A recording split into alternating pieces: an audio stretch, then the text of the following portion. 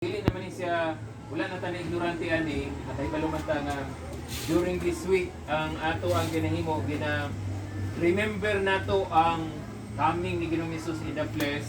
Tapos nagkatawang tao siya. Tapos na ano siya, duha ka butang. Number one, nahimo siyang substitute sa ato.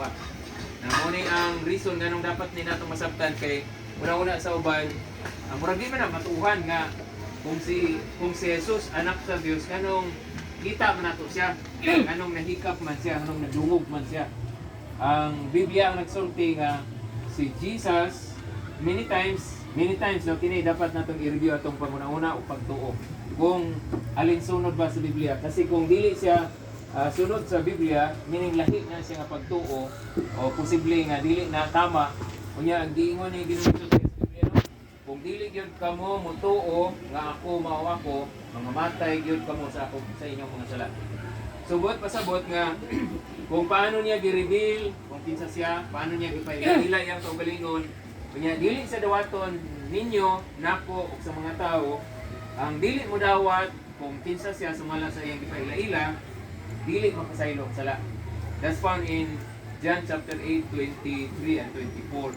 So mo na nga sumala na karon sa gi-reveal ug ipadayag, i-review nato kadali lang. Ang Biblia ang nagsulti, Jesus is the only Son of God in heaven. Tapos pag-abot sa ustong panahon, gipadala siya diri sa kalibutan, kanya nagkatawang tao siya.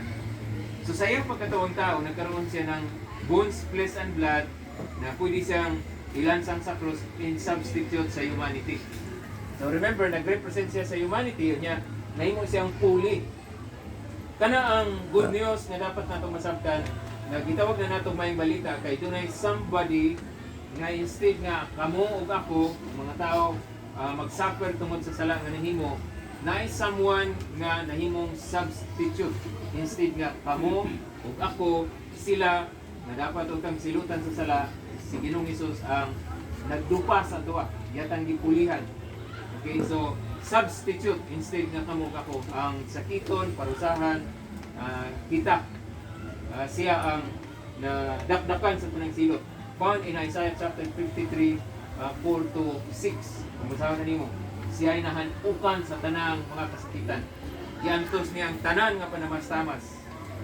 Dito sa iyang lawas, tanan naadto ang grabe nga panampalas tungkol sa atong mga kasalanan. So, kung makita na nimo, murabag, halimbawa, na ay gusto manakit sa imo, na ay friend, close friend, niya, giduphan kaniya, ibis nga ikaw, siya ang nag-angkot sa tanan.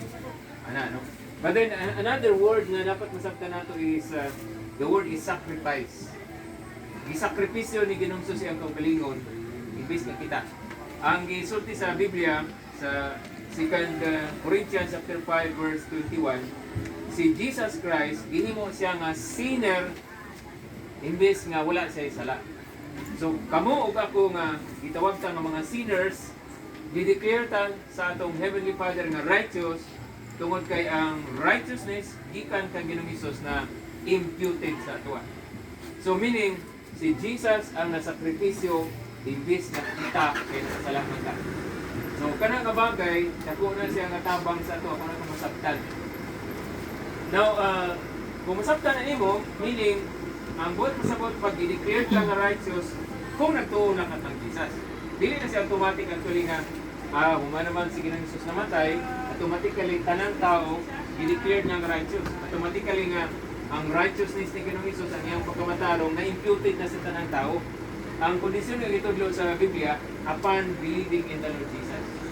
So dili na siya church membership. Kaya many times nasira ang atong panguna tungod sa mga religion nga murag mga master nga ano po diri, claiming na sila rin ang tinuod. Pero na-realize nato nga ang tinuod si Jesus rin. Kasi naging siya, I am the way, the truth, and the life. No one will come to the Father except by me. So without Jesus in the life of a person, dili gyud siya kaabot sa langit.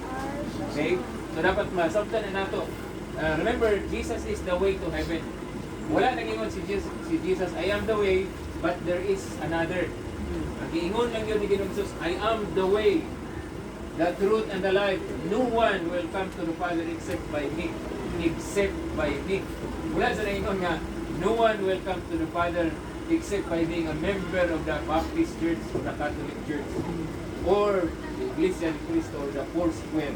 Wala. Ang ingon ni Ginoong Hesus, except by me, meaning kung wala kay Jesus sa imong life, dili ka connected sa iya, wala kay relasyon sa iya ha, wala kay way to heaven. Bisan na member mo ka sa religion, pero wala man kay Jesus, so dili ka kaabot sa langit kay si Jesus is the way to heaven. Okay? Tapos, ano pa? Pag imong basahon ang Romans chapter 6:23, ingon siya, for the wages of sin is death, but the gift of God is everlasting life in Christ Jesus. So si Jesus, sa ito, ang bayad daw sa sala niya, nakasala kaya tatanan. Wala isa sa ato, wala sala. Ang ingon sa Biblia, nakasala tanan. Tanan yun. Tanan tao nakasala. Nakasala tanan o na himulag sa Dios, nalayo, nakapsan sa himaya sa Dios. Muna, hindi kita makaabot sa langit tungkol kaya nakasala tanan. Ang angay sa ato, silutan ta, under condemnation ta. Pero tungod kang Ginoong Hesus, so ito, nakasalaan tanan, huwag kang bayad sa sala, kamatayon. Apan ang gasa sa Dios, ang English translation is, but the gift of God. Sabot naman tayo gift, no? Wala mo gidawat nga gift nga gipabayaran sa inyo, or else, dili siya matawag nga gift. Diba? So, ang sa Biblia, but the gift of God is everlasting life in Christ Jesus. So, ang gift of God, wala'y bayad na. Now, mamatana mo, gano'n wala may bayad, Pastor? Si Ginoong Hesus na ang nagbayad, anak. Ipakamatyan na niya. Kana nga gift. Niya, i-offer na sa humanity, sa tanan ng mga tao. Dili religion ang isugihapon rin. But the gift of God is everlasting life in Christ Jesus. So, you see, kung ang everlasting life is in Christ Jesus, meaning wala sa misagasa ng Kristo na. Wala siningon, but the gift of God is everlasting life in the Baptist Church. Suloy kayo mga diling Baptist. The gift of God is everlasting life in a Catholic Church. Suloy kayo mga diling Katoliko. Pero ang giingon sa Biblia, in Christ Jesus. Katoliko ka, wala kay Christ Jesus. Baptist ka, Alliance ka, Foursquare ka, wala kay Jesus Christ sa imong heart, wala kay everlasting life.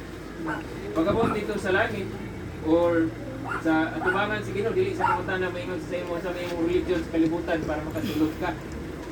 So dili, no? So walay everlasting life sa bisag-asa nga grupo sa akin Jesus. Okay? Sige po. So, ulangan na to.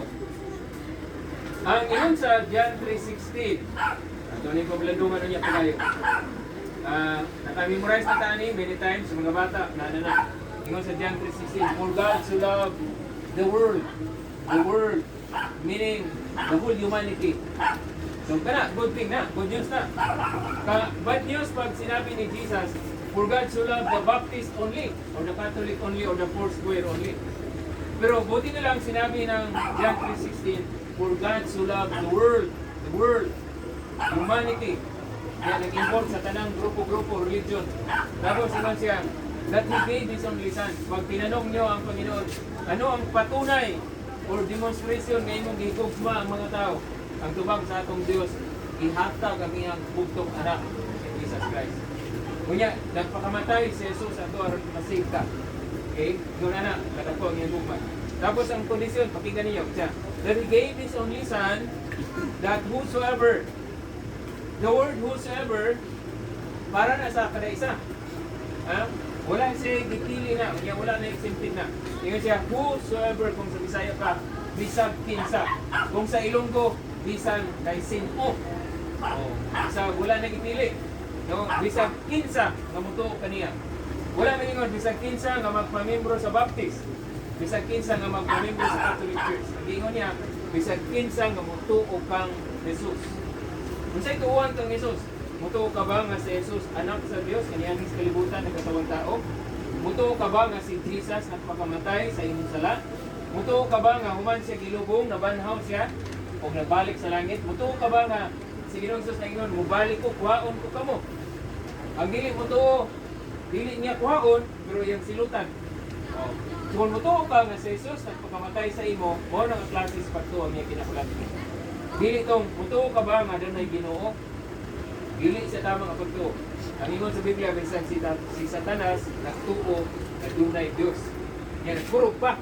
Every time na remember ni Satan ang Diyos, magpurog siya kay nakaibalo na siya coming ang yung time na silutan na siya finally sa Diyos. So every time na ma-remember na niya, isang wala pa, magpurog na siya daan sa kadto. So kung doon ay mga tao nga nagsiging ingon sa ilang kaugalingon,